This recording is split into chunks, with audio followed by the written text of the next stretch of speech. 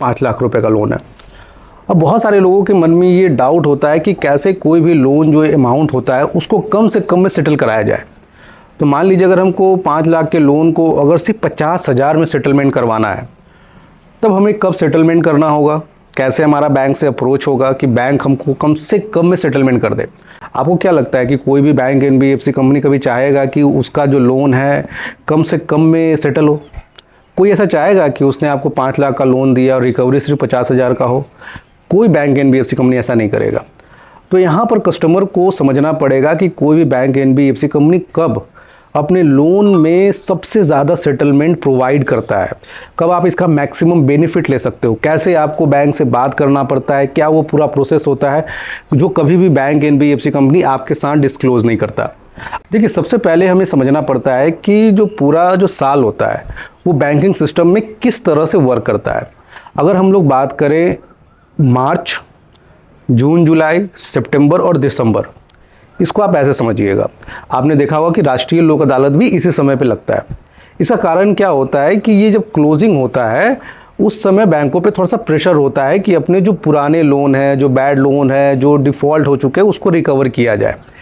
इसका पूरा जो सर्कल होता है वो डिपेंड करता है मार्च क्लोजिंग को हम लोग मद्देनज़र करते हैं फाइनेंशियल ईयर में। मार्च क्लोजिंग इंपॉर्टेंट इसलिए होता है क्योंकि हर मार्च क्लोजिंग में एक रिपोर्ट दिखाया जाता है कि किस बैंक का कितना ज़्यादा लोन एनपीए डिक्लेयर हुआ। और बार बार एक एनपीए टर्म आता है तो समझना पड़ेगा कि एनपीए बैंकों के लिए इतना खतरा क्यों होता है। देखिए, हर बैंक जो रिपोर्ट सबमिट करता है उसमें एक जो टर्म होता है एनपीए, ये बताता है कि बैंक ने जो लोन मार्केट में दिए हैं क्या वो पैसा सिर्फ दे रहा है कि रिकवर भी कर पा रहा है। कि मार्केट में अगर सिर्फ पैसे दे रहा है और रिकवर नहीं कर पा रहा है तो मतलब जो पैसे हैं कस्टमर्स के, जो इन्वेस्टर्स के, वो पैसे तो डूब जाएंगे। तो इसके लिए ज़रूरी ये है कि जो बैंक पैसे मार्केट में लगा रहा है वो पैसे रिकवर करने की भी कैपेसिटी बैंक के पास होनी चाहिए, तब जाके बैंक अच्छे से परफॉर्म करता है। और ये दिखाता है एनपीए रिपोर्ट, जो कि अप्रैल में पब्लिश होता है। मार्च में जितने भी लोन क्लोज हो रहे हैं उसी पे डिपेंड करता है। अब बैंकों के ऊपर दबाव होता है कि जब ये सेटलमेंट्स चल रहे होते हैं ना, मार्च में, जुलाई में, सितंबर में, दिसंबर में, तो हर समय कस्टमर अलग अलग पोजीशंस पे होता है और बैंक अलग अलग ढंग से ट्रीट करता है। अगर हम अभी की बात करें, जो जून जुलाई का समय चल रहा है, इस समय जो बैंकों का पोजीशन होता है कि 50%, 60%, या बहुत होगा कि चलिए अभी उनको लग रहा है कि नया नए लोन जो 1-2 ईएमआई बाउंस किए हैं उनको तो लग रहा होगा कि इसको डराओ धमकाओ, इससे पैसे निकालो, इसको थोड़ा सा रिकवरी एजेंट का डर दिखाओ, इसको थोड़ा सा लीगल एक्शन का डर दिखाओ, ये पैसे दे देगा। और अभी से लेकर सितंबर तक महीने में आप देखिएगा कि बैंक का मेन फोकस सेटलमेंट होगा ही नहीं। बैंक का मेन प्रायोरिटी होगा कि आपको डरा के पैसे निकालना, लीगल एक्शन ले लेंगे, आपको हम कोर्ट में घसीटेंगे, आपके पास नोटिस भेजेंगे। अब कस्टमर परेशान है।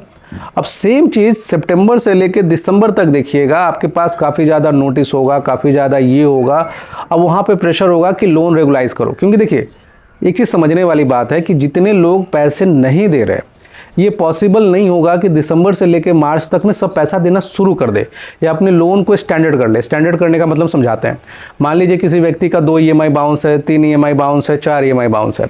लोन स्टैंडर्ड करने के लिए मैंडेटरी प्रोसेस है कि आपका लोन अकाउंट स्टैंडर्ड में होना चाहिए। स्टैंडर्ड मतलब कि आपका कम से कम 3 ईएमआई से कम बाउंस होना चाहिए। 3 ईएमआई के बाद आपका लोन एनपीए में चला जाता है। तो जो व्यक्ति अपने पैसे को नहीं दे रहा है, जो ईएमआई नहीं दे रहा है, आपको लगता है कि वो जनवरी से लेकर मार्च तक पैसे दे देगा? नहीं होगा उसके पास पैसे। तो बैंक का जो ये पूरा फोकस होता है सितंबर टू दिसंबर होता है कि जितने भी जो लोन है, जो डिफ़ॉल्ट चल रहे, किसी का 2, किसी का 4, ऐसे जो ईएमआई बाउंस चल रहा है, उससे पैसे वसूले जाए।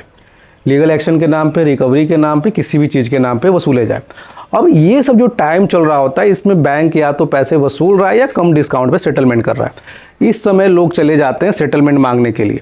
और जब इस समय में आप जब सेटलमेंट मांग रहे हो ना, तो बैंकों को पता है कि अगर इसको इस समय सेटलमेंट दे देंगे, इसे तो वसूली कर सकते हैं अभी हम, क्योंकि मेरे पास तो टाइम है ना।